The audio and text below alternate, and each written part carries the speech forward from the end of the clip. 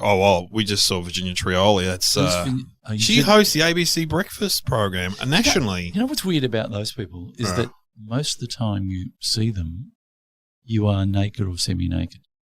Oh, because they're in the morning, or you're outside of the window. I'm lying in bed. Right. Well, you're lying in bed, looking at them, and they're sort of talking to you. And they're properly dressed in a suit normally. But so when I meet them, I feel a bit embarrassed because I've only ever looked at them. I don't sleep in the nude. I wear boxers. No, I have pajamas. I have a full suit. Get the full suit, flannel pajamas, you bet. Long. Yeah. And do you put that with a flannel sheet? Yeah, I love it. But when it's too hot, I have short pajamas. Flannel on flannel is too much. I love it. Electric blanket? Overheated. Electric blanket? No, my wife won't have one. No. I love them though when you go to a motel and they've got an electric blanket. I love it. Really? But Virginia Trioli waved to me, so I waved back. Sorry. I wasn't going to do I wasn't going to wave to her. We had quite a distance, weren't we? Well, she had her gym gear on. Yes, so she'd obviously been working out. And she didn't wave at you. Well, we've never met. But she smiled at you. Well, I smiled at her. Right. She gave you that showbiz. I know you, but you don't know me. Oh, no, hang on. We know each other, but we've never met. Yeah. I think, pound for pound on it, she's a great interviewer. Oh, yeah. She's fantastic. Imagine if you'd done something wrong. Oh. And then Virginia turns up. You go, gee, lie down, throw the towel. It's a real skill, that sort of interviewing too. It's a really big skill, and you got to have because you know what it's like when you got someone sitting in front of you. I've interviewed the prime ScoMo. You've interviewed him? Yeah, on Nova when I was filling in, and I really wanted to have a go at him, but it's quite hard when they're sitting 4 feet away from you and their security guards are standing next to you. Yeah. But I still had a go at him. But what's interesting is when you meet them in the green room and you go, you're not a bad bloke, and then the red light goes on and they turn into politician man. Yeah. And you go, you know what, more of the green room guy, less of the politician man, you might win a few more votes. Exactly. Because there's a vulnerability to them. The guards go up when the red light goes on. And it's understandable, but not. Because you go, if you could, and you see them trying to play both sides of the fence occasionally, you go, you're still not letting your guard down. You're doing a version of yourself. Bill Shorten suffers from that. They both suffer from that, our leaders. I remember being at Steve Izaard's Christmas party. I reckon you were there a long time ago when I was working on. Yeah. He used to produce a lot of sketch shows that we all worked on. Who did? Steve Izaard. Steve Izaard. His company did. Yeah. And then he'd invite you to his Christmas party at the end of the year. And it was at always his house, was it? Truac, by the river. Mm. And anyway, and it would be hilarious. It'd always be comedians, writers and actors, and then Liberal Party dignitaries. And so we're standing there, and then someone goes, "Is that Peter Reith over there?" Now, if people don't know, Peter Reith was one of Howard's ministers. He was a hardcore right-wing guy. He was the one who killed Children Overboard. I think that involved Virginia Trioli. He was the one who killed the Children Overboard scandal. Good callback. Yeah. Virginia Trioli interviewed him, I'm sure. Anyway, so he's standing there with his wife, and I said to all the other comedians, "That's Peter Reith. I'm going to push him in the pool. Watch this." And so I go over, and before I say anything, he goes, "Hey, what's your name? You're Dave." I love you. Yeah, my sons love you. You're on the radio, aren't you? I'm like, "Oh, yeah. Then I shake his hand and meet his wife. He goes, "Oh, you're going to meet my kids." Kids come over. I'm like, "Yeah, we love you. What a great guy." You saved my marriage. Laughing at you, and you were going, "Oh, my God, he's this." Then I go back, and they're like, "What happened to pushing him in the pool?" I go, "He's all right. It's just, No, he's a good bloke. No, he's all right, Peter Reith. He seems like a good bloke. Showbiz stories about politicians. I haven't got any. I've got a couple, but we haven't got time. Oh, here comes the music. Hello and welcome to Somehow Related, and now please welcome your hosts Glenn Robbins and Dave O'Neill.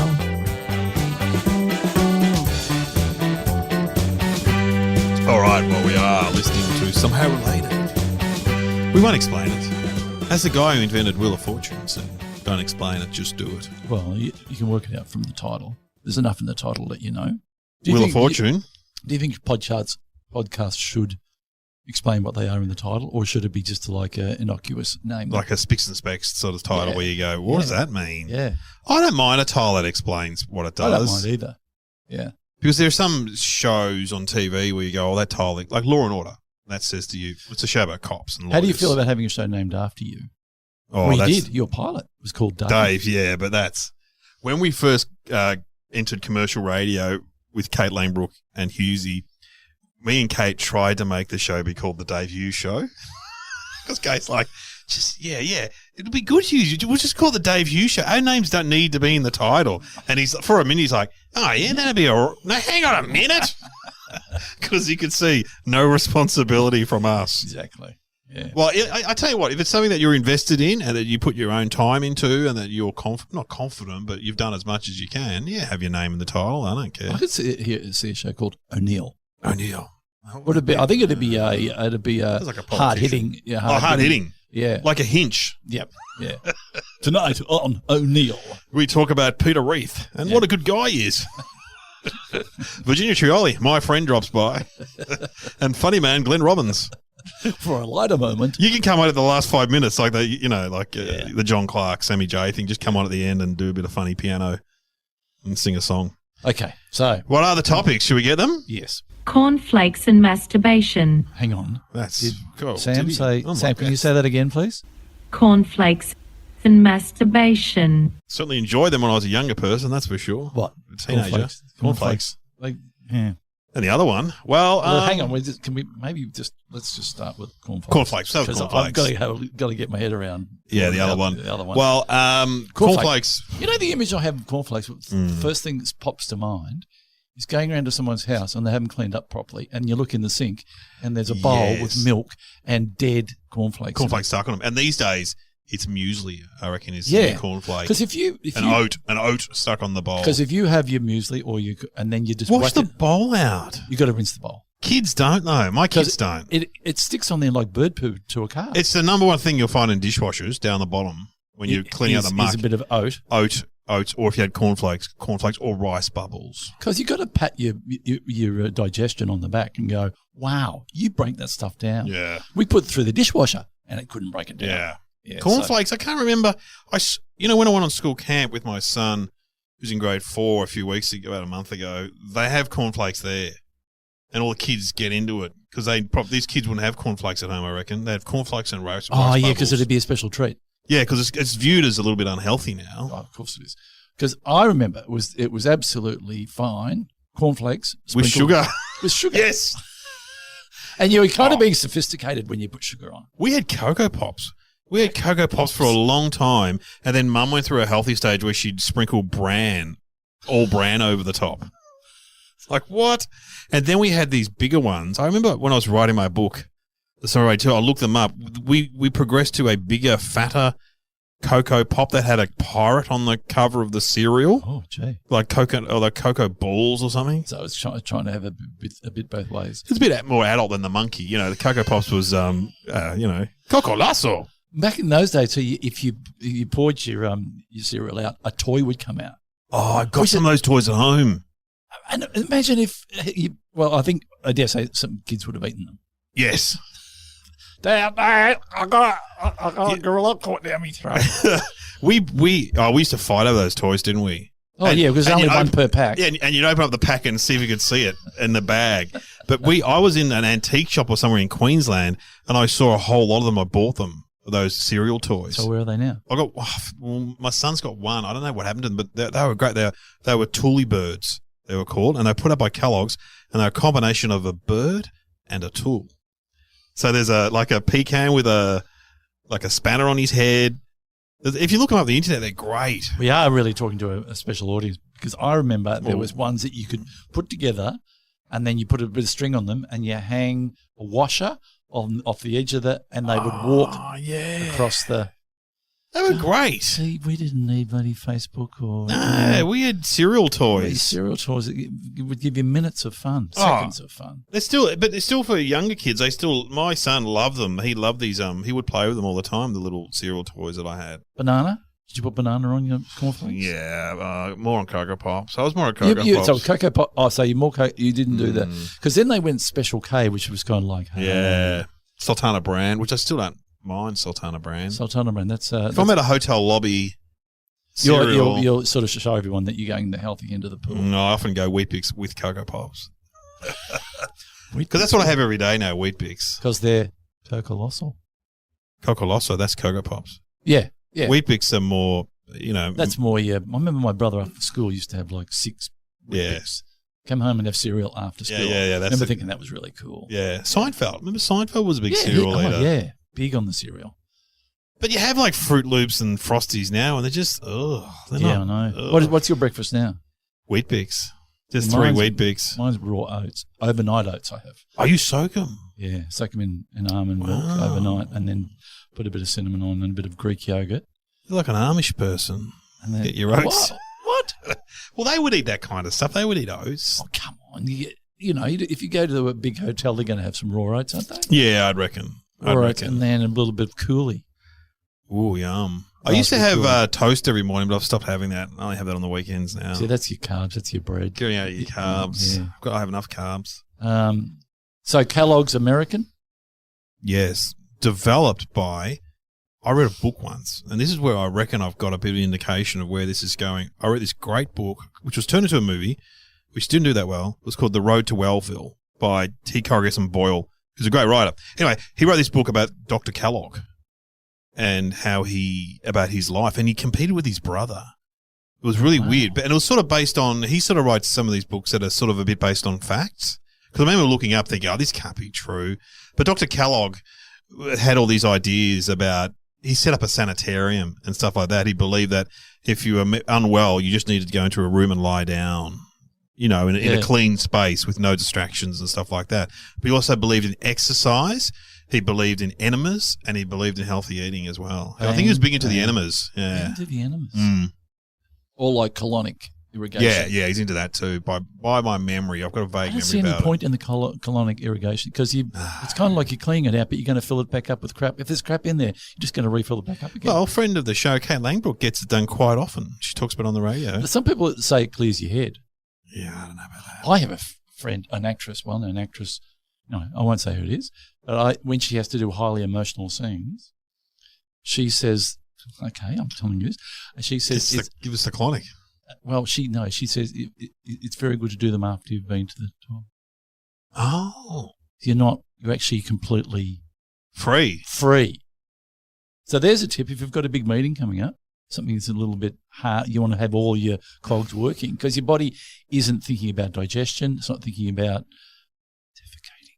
Yeah, but my tip would be that if you've got a meeting coming up and you want to get through it, don't go to the toilet because then you'll have you'll be inspired to finish the meeting quickly. Break out into a sweat halfway through.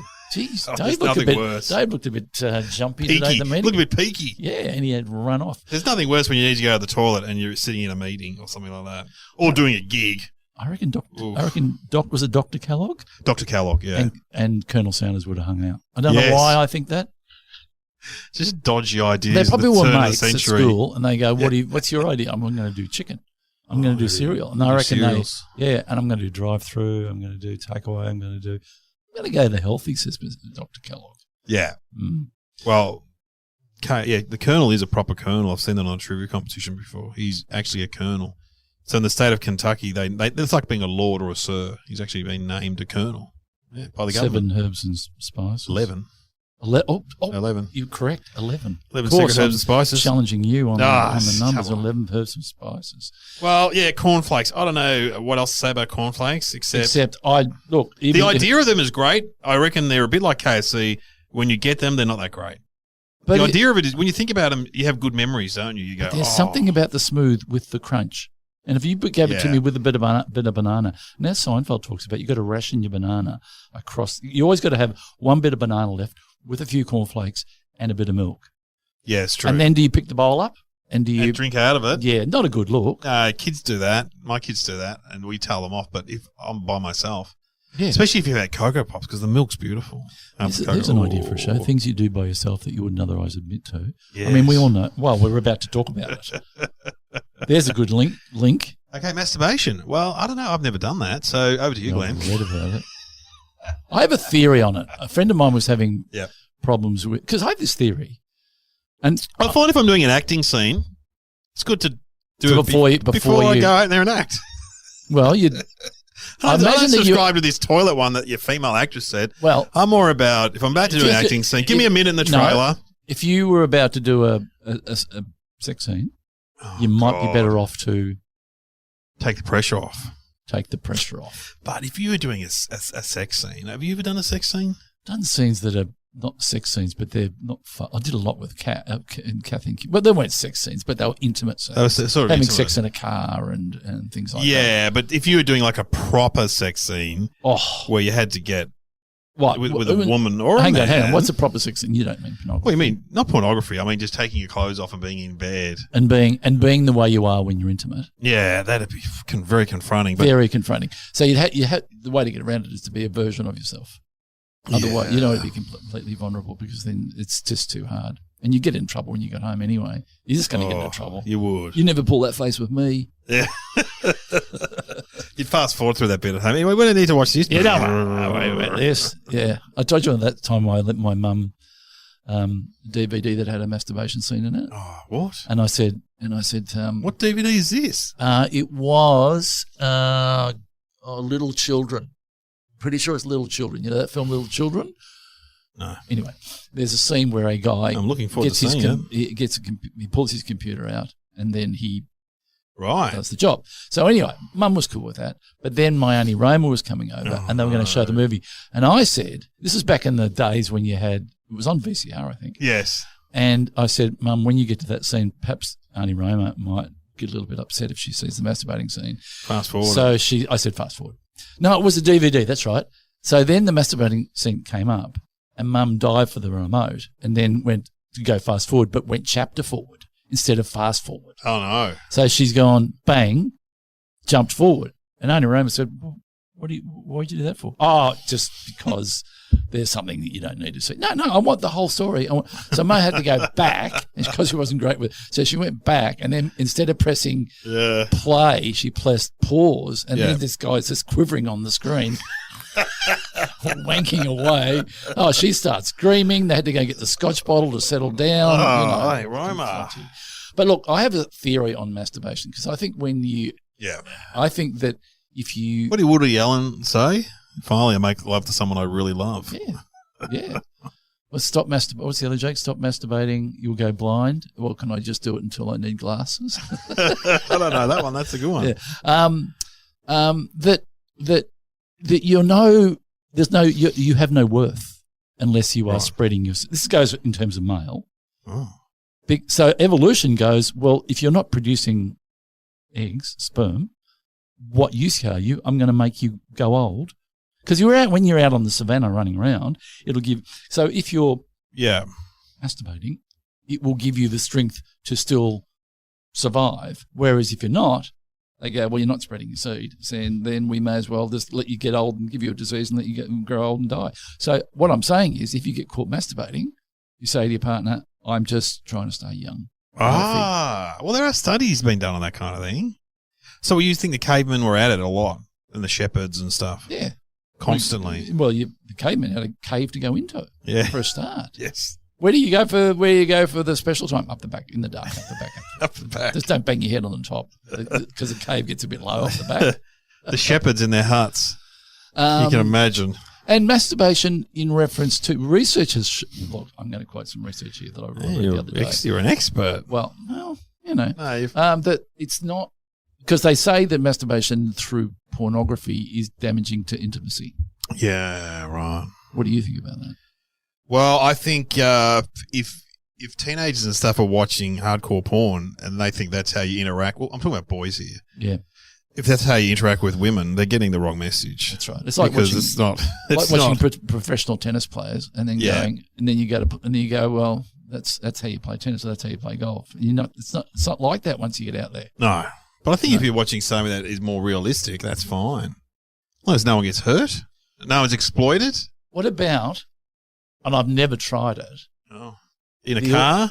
No. I had a friend of mine who did it. He was driving. Yeah, I know. Yeah, I think I know who that is. On the ring road, he said it was so boring.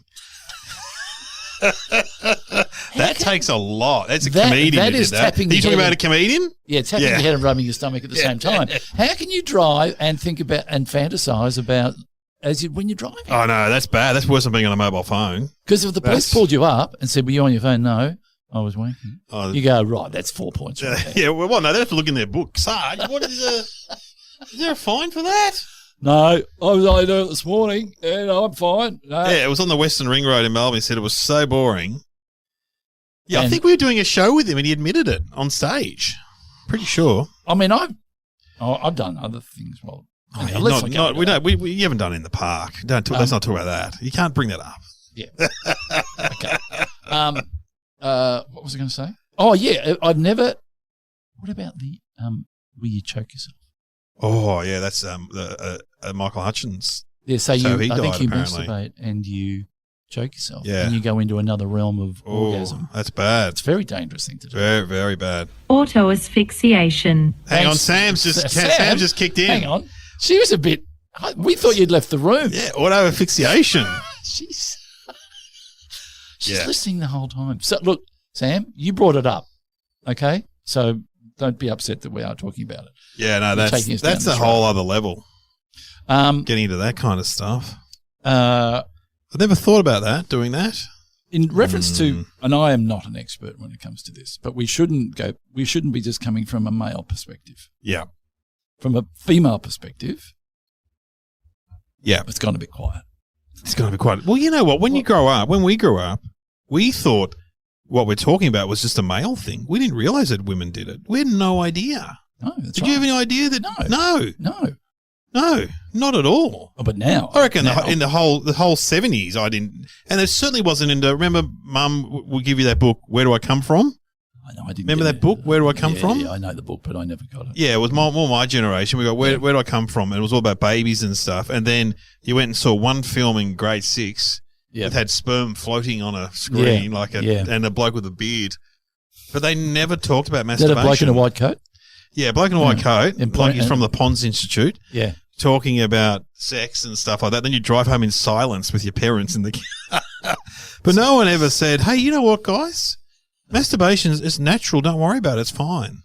Well, as a friend of mine said, the quality of the skin on my penis is so good because the amount of olive oil of Ulan that I've from my mum's cabinet. Yeah, who does that joke about Tom Seagate, isn't it? Who said he uses his wife's what is it? And anyway, the punchline is your penis is glowing in the dark.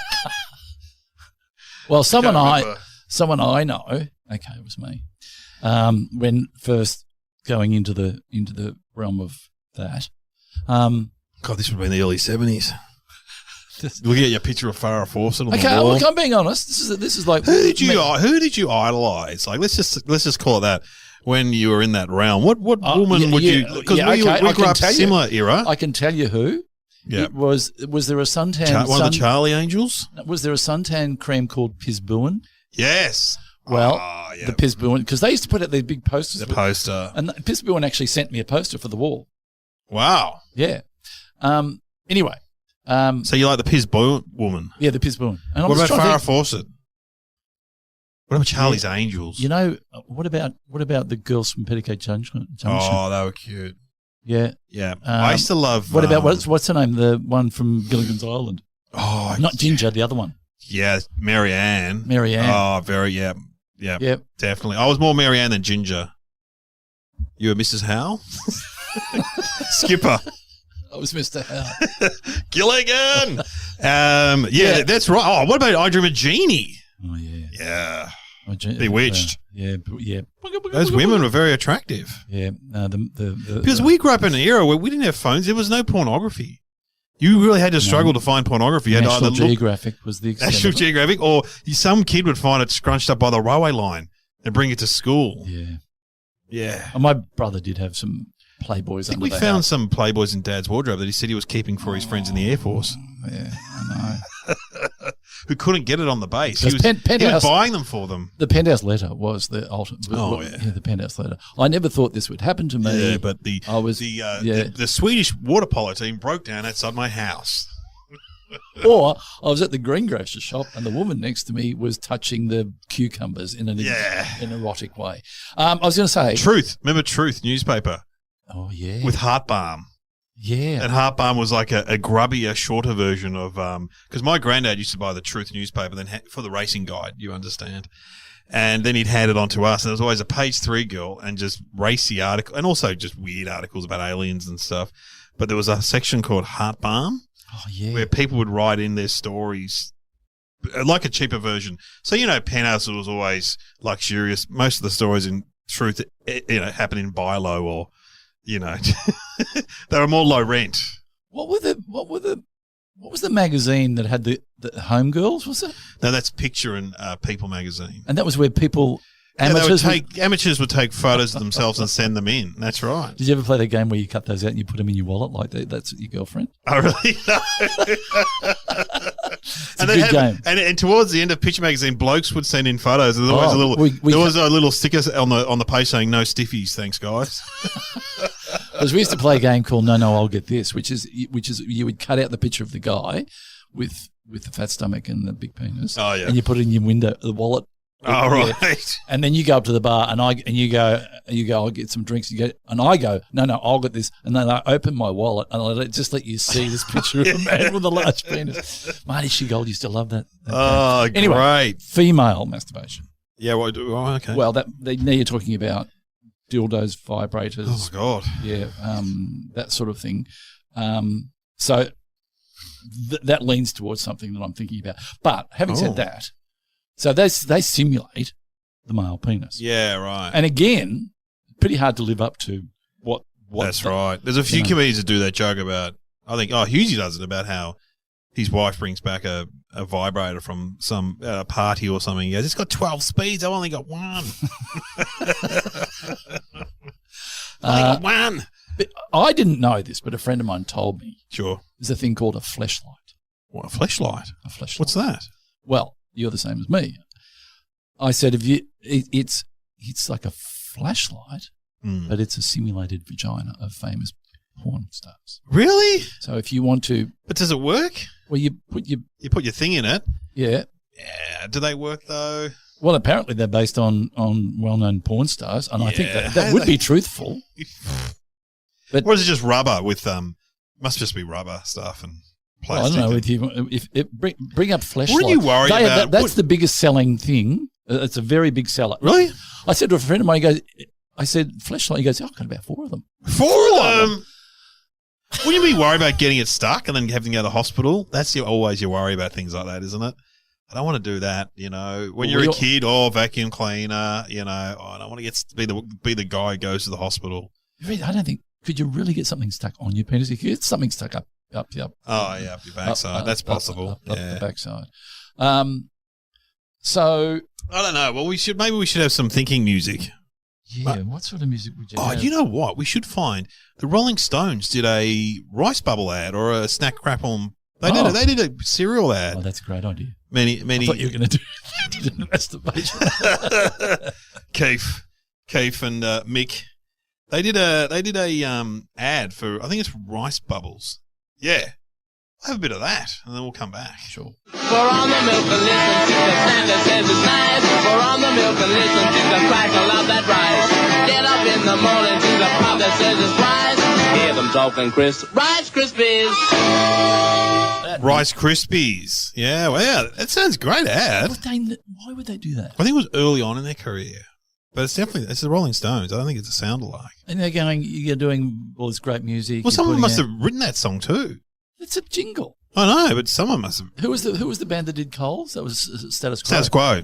But they said it resurrected their. I met the guy whose idea that was, by the way. How was you? Simon, who works at Coles. It's his idea. What, the guy who works at Coles? He told you what department? He came. Coles? Well, you know how I was the voice of Coles Express for a while, quite some time. I was the voice of Coles Express. Could you do the voice now? Get into Coles Express. Got some. I can't do it anymore. I'm not getting paid anymore. Anyway, I can do Uncle Arthur's voiceover if you wanted to. Yeah, well, we'll do that it'd later, be more expensive though. Yeah, anyway, he came to one of my comedy festival shows, and I used to talk about how I'm the voice of Coles Express, and he stood up and he goes, "Simon here from Coles Express." And I'm like, because he's quite a character, this guy, and he's very high up in the Coles empire. And I go, "Oh, Simon, you gave me the job." And I go, "Now tell everyone, were you the guy who invented down, prices down?" He goes, "Yep, that was my idea." People started booing. Oh, really? Yeah, anyway, but Status Quo. But Status Quo said it resurrected them in Australia, that ad. Really? Who are you going to go see tonight? Oh, the guys from the Coles ad. Who are they? I don't know who they're called, but they do the Prices Down song. Prices are down. And do you reckon they would do that song in their gig? And then would they throw that lyric in? I don't reckon. Oh, they might as a joke. I don't know. Anyway. It would take a lot to, the Beatles they were never going to, but I think they've sold a few songs now for movies and stuff. You see occasionally, they never used to sell their songs, but now they do. Mm. Okay, we've come to the moment where we've had to join. This is for me. It's quite confronting. It is confronting. But I think we handled it appropriately. I think we did. Well, I'll have a crack. I think I know. No, I'll go first because I reckon you've got more on it than I have. I think because I read that book. I read that book about 10 years ago. Because I reckon you're going to be close. Let me get mine out of the way because I've got no idea, but I'm going to shoot wide here. I reckon, so to speak. Hey, that's the first joke we've done in that department. Yeah. You've done well. Yeah. I'm going to say that this is bad. That cornflakes come from. Where do they come from? They don't come from corn on the cob, do they? Yeah. Please say they they're do. Corn, aren't they? Yes. So it must be corn crushed down and then fried or baked. Baked probably. Okay. This is what I'm going to say. Should we ask Sam what is a cornflake? How is a cornflake made? Okay, because how is a cornflake made? How is a cornflake made, Sam? Cornflakes are made from small toasted flakes of corn or maize flour. Thanks, Sam. So it is. It's toasted maize, which is corn, isn't it? That's corn flour. So that's just corn crushed down and toasted. So it's like corn on the cob.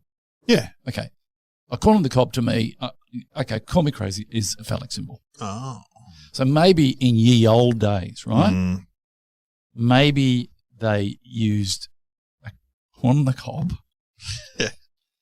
for sex aid. What? Well, look. Crazy. But you had to come with something, I know. What are you going to do? An old bone or something? What are you going to use as a corn cob? Fair enough. Corn. Well, I suppose you could use a cucumber. Yeah. Carrot. And they used it for when the men were away at corn cob. At war. Yeah, right. What are you going to do tonight? Might stay in with the corn. Corny. Okay, but look, Sam made us go there, so yeah. I don't feel bad about saying that. No, I don't feel bad. Yeah. But I think your answer would be more logical. No, I think Kellogg. I think because I know about Dr. Kellogg, I'm pretty sure he was. I think he was anti-masturbation, or he's either anti or he was either very anti or very pro-masturbation. So it's got something to do with that. What would it have to do with cornflakes? Oh, okay. Yeah, right. Okay. So you're thinking that he's inventing? I'm just thinking maybe cornflakes were just invented as a distraction from masturbation. Yeah. So in other words, if you're at home by yourself, you go, I wouldn't mind. I wouldn't mind banging one out, and then you spy the Kellogg's again. You know, I won't. Even though I mean, maybe you can have both. Though. Maybe for Cocoa Pops, not for cornflakes. Okay, look, in fairness to us, I think you're closer than I am. But in fairness to Sam, you're going to have to help us out. Put us out of our misery, please. Dr. John Kellogg, the inventor of cornflakes, was feverishly pro-abstinence, so much so he refused to sleep with his wife and maintain separate rooms in their house with their adopted children. Callum believed the answer to abstinence was a healthy diet, that believing that more flavoursome foods encourage sexual activity, he came up with 2 breakfast staples that he believed would curb sexual impulses because they were so bland. Kellogg partnered with his brother and Michigan's Battle Creek Sanitarium Company to sell the cereal Cornflakes Sanitarium, and his brother wanted to add sugar, but Kellogg refused. The cereal was then sold under the Kellogg family name. Wow, there you go. It's a long road between a bowl of cornflakes and not masturbating. He sounds like he's got some major issues there. Doesn't sleep with his wife. And he goes... Imagine the wedding night. All right, sweetheart, you ready? Okay, we've got some cornflakes for you. Yeah. Darling, what about consummating? What about a bowl of cornflakes instead? God. What a sad man. But he was a doctor, was he? Yeah, I think he's a medical doctor. But it is a really interesting read if you read about him. He's fascinating. And he fought with his brother. Yeah, he fought with his brother. They set up 2 different companies. You have been listening to Somehow Related with Glenn Robbins and Dave O'Neill. So they're still out there. And Dr. Kellogg would no longer be with us, would he? I'll tell you what I feel like now. Oh. Bowl of cornflakes, Glenn. My shout. The problem is, okay, now people listen to this podcast, and thank you for listening. The next time They're doing it. They're masturbating. They're going to think about cornflakes. Yeah. And you don't want that. No, you don't want that. You don't want to be thinking about soggy cornflakes. You want to be thinking about the sexual. Because also when you think about fantasy. cereals, there's no real titillation there. You got the monkey from Cocoa Pops. You got Snap, Crackle, and Pop. They're not exactly hot. You know what I mean? Who else have you got? Not a lot. No, who was that? There's a rooster in cornflakes. Who was that? There was some Freddy Fruit Loop or something. Oh yeah. There's a Fruit Loop. There's a tiger. The tiger. There's a tiger. That is pretty horny. Though. The tiger's pretty. The tiger's pretty hot. Yeah. Oh, I better get going. Okay, I've now become clean. I have to tell you something. Yeah. Okay, because all bets are off. This did happen to me. I was venturing into that world. Right. And the world of cornflakes. No, the world of as they call nature's little sleeping tablet. Oh yeah, it's true. Because puts you to sleep. Yeah, if you're in a place, it puts you to sleep. I discovered that you needed some sort of assistance in the lubricating area. Oh, and in the kitchen cabinet. Can't believe I'm saying this. We had some Vaseline. Would that be correct? Vaseline is a classic thing for that kind of thing. So things went well. Oh. And then another day I didn't look properly. Oh, no. And I went for the Vicks Vapor Rub. Oh, Vicks Vapor Rub. Look, it was good and bad. It burnt a lot, but it cleared up that chesty cough that I had. Deep heat. Oh, deep heat on the, not so bad on the penis, but on the balls. Terrible. So kids out there. Don't do it. Yeah. Just, because I believe that, is this right? Because our generation don't have foreskins. Do you? No. Do you? No. I believe that masturbation is easier with the foreskin. Oh, really? Yes. Must ask someone. Can we ask? Well, I can ask Sam. We'll go on the street and find a young person. Excuse me, mate. So what I'm saying is you don't need lubricant if you right, okay. have a foreskin. I don't know. Wow. I'm learning stuff every day. I'm also, do you know the other one, which is when you fall asleep on your hand and it goes numb? Oh, yeah. That was like an urban myth when you're a kid. But that doesn't work. Doesn't it? I've got to go try a few things now. I've got to go. I know, but one more. Yep. What about when some males and mainly females, when the washing machine is on the spin cycle, it vibrates. Yeah, if you lean up against it the right way, that and an off-balance dishwasher. Yeah, good suggestions. It's something to think about. Oh, definitely. Well, because again, also when you have a thing called a traveller's. Oh, really? Which is an erection you get on corrugated roads. Really? I don't know. I would imagine it'd be the same with women. Is it a farmer's thing? Well, it's a Russell Coy thing. Oh, it's Russell Coy. Got a traveller's. It is. If you go on corrugated roads for a long time, a friend of mine was up in Northern Territory. He reckons he had an erection like the whole time. Also bad for hemorrhoids too, you'd reckon. All that bouncing about on your bum. Oh, I don't think it'd be good. What are we pulling over for? Corrugated roads again. Okay, no worries. Go behind the tree. We can see you. Get some cornflakes. Interested in new books? Subscribe to Chapter 1. Chapter 1 is a new podcast with me, Nellie Thomas. Each episode, you'll hear the first chapter of a new release book from top publishers. Subscribe and listen to Chapter 1, a new podcast with me, Nellie Thomas. Search for Chapter 1 where you're listening now.